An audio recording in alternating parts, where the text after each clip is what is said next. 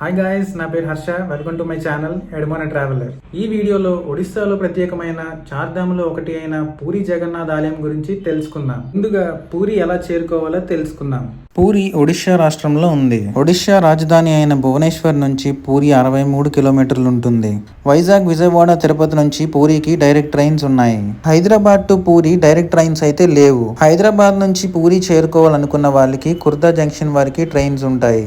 కుర్దా నుంచి పూరి 63 కిలోమీటర్లు ఉంటుంది. మీరు ట్రైన్, బస్, ఆటో లేదా క్యాబ్ లో అయినా పూరి చేరుకోవచ్చు. పూరి స్టేషన్ నుంచి జగన్నాథుడి ఆలయం 3 కిలోమీటర్లు ఉంటుంది. ఇప్పుడు పూరిలో రూమ్స్ ఎక్కడ ఉంటాయి, ఎక్కడ స్టే చేస్తే బాగుంటుందో చూద్దాం. మీరు మార్నింగ్ బ్యూటిఫుల్ సన్ రైజ్ తో పాటు ఈవినింగ్ బీచ్ మార్కెట్ ఎంజాయ్ చేద్దాం అనుకుంటే బీచ్ రోడ్ లో ఉన్న హోటల్స్ బెస్ట్ ఆప్షన్.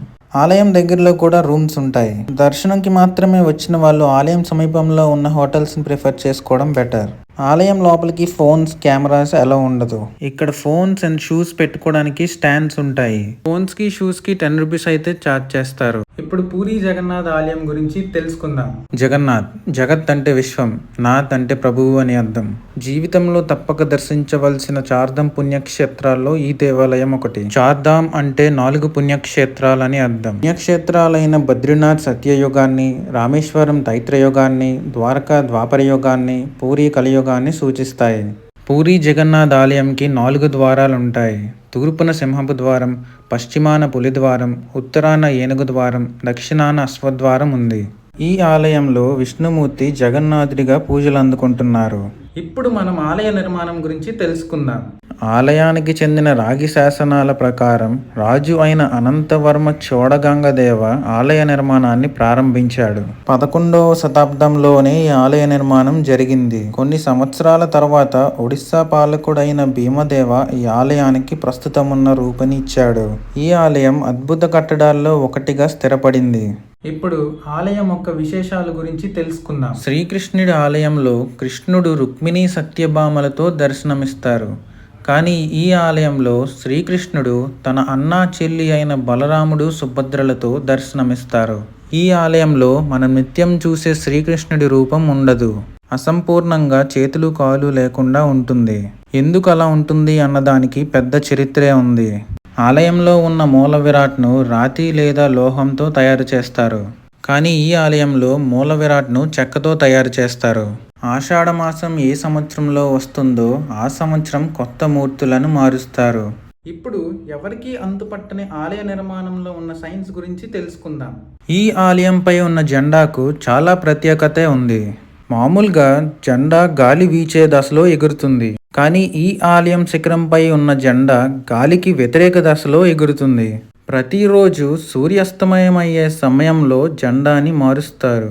ఈ ఆలయంపై ఏర్పాటు చేసిన 1 టన్ సుదర్శన చక్రాన్ని నీల చక్రం అని కూడా అంటారు. ఈ సుదర్శన చక్రాన్ని మీరు ఎక్కడి నుంచి చూసినా మీ వైపే తిరుగున్నట్లు కనిపిస్తుంది.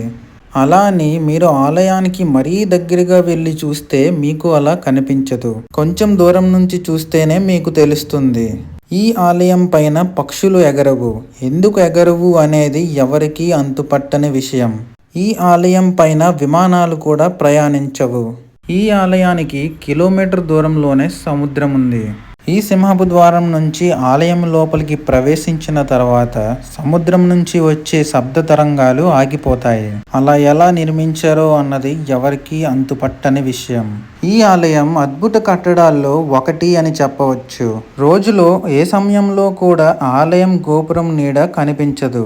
ఆలయం లోపలికి ఫోన్ కానీ, కెమెరా కానీ అలౌ లేదు కాబట్టి ఆలయం లోపల ఎలా ఉందా అనేది చూపించలేను. దర్శనానికి మినిమం 1 గంట నుంచి 1.5 గంటలు పడుతుంది.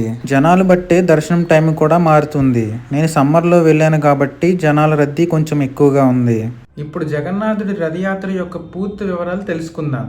ఈ సంవత్సరం జూన్లో జరగబోయే జగన్నాథుడి రథయాత్రకి రథం సిద్ధం చేస్తున్నారు. ఈ రథంలో మొత్తం 16 చక్రాలు ఉంటాయి. మొత్తం 9 రోజులు జరిగే ఈ రథయాత్ర పూరి జగన్నాథ్ ఆలయం నుంచి గుండిచా ఆలయం వరకు జరుగుతుంది. శ్రీకృష్ణుడు, బలరాముడు, సుభద్రలను ఊరేగించేందుకు ప్రతి సంవత్సరం కొత్త రథం నిర్మిస్తారు. మొదటి రోజు రథం పూరి జగన్నాథ్ ఆలయం నుంచి గుండిచా ఆలయం చేరుకుంటుంది. 7 రోజులు శ్రీకృష్ణ, సుభద్ర, బలరాములు గుండిచా ఆలయంలో ఉంటారు. చివరి రోజైన 9వ రోజు రథం గుండిచా ఆలయం నుంచి పూరి జగన్నాథ ఆలయం చేరుకుంటుంది. ఈ ఆలయంలో ప్రసాదంకి చాలా ప్రత్యేకత ఉంది. ఈ ఆలయంలో ప్రసాదంని 7 కుండల్లో ఒకదాని మీద ఒకటి పెట్టి వండుతారు. ముందుగా కింద కుండలో కన్నా పైన కుండలో ప్రసాదం తయారవుతుంది అంట. ఏ రోజు ప్రసాదం వేస్ట్ అవ్వకుండా సరిగ్గా సరిపోతుందంట. పూరీలో మీకు స్వీట్స్కి కొదవే ఉండదు. ఎక్కడ చూసినా మీకు స్వీట్ షాప్సే కనిపిస్తాయి.